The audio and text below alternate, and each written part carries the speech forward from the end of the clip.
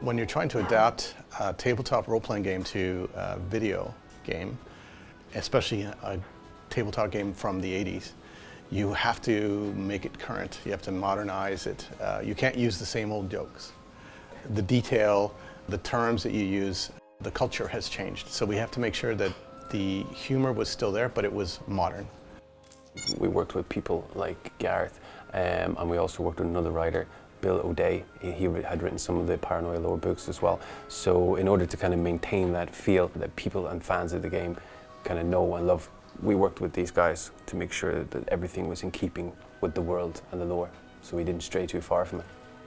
So when progressing in the game of Paranoia, players are going to start as a red clearance citizen, and their clearance is going to increase as a reward when they succeed missions in order to access new areas in the game. And they're also going to meet secret society. Friend Computer is your friend. Friend Computer desperately wants to make your life better, to make you better, to make sure you're happy. It wants the best for you. But unfortunately, there are traders out there who are sabotaging things, and they must be eliminated. In terms of adapting an RPG system, a tabletop system, to a video game, you have to do it very carefully. You can't just use the rule books as a template for your game design. We had to create something that was true to the chaotic, slapstick, ridiculous nature of the Paranoia. Every level is created with intentions. Usually we have 3 pillars in the game: combat, dialogue, and what we call environment interaction, which mostly include hacking and crafting. And each level would be based on like these 3 pillars, sometime more on combat, sometime more on dialogue, and sometime more on crafting. To get the feelings that the companions could betray you at any moment, we ended up with this system where basically during the missions, you're gonna have certain officers behaving very suspicious.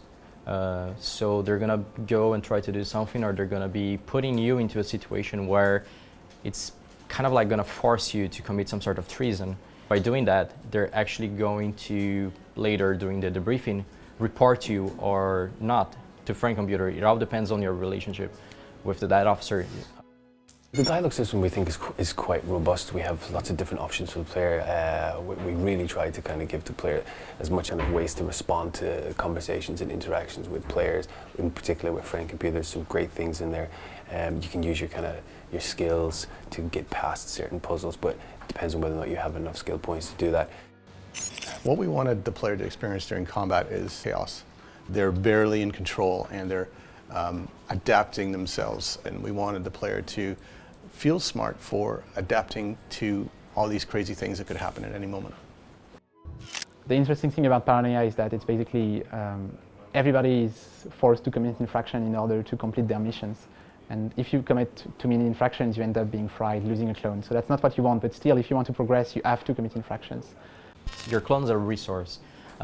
When you clone, you can actually redistribute all your skill points. You can change the way that your build is done. Are you happy? Of course I'm happy. Are people watching? Yes, I'm happy, Friend Computer. Yes, of course I am happy. Happiness is mandatory. I took my happy pills this morning, so yeah, I'm really happy. Very much so. Very happy.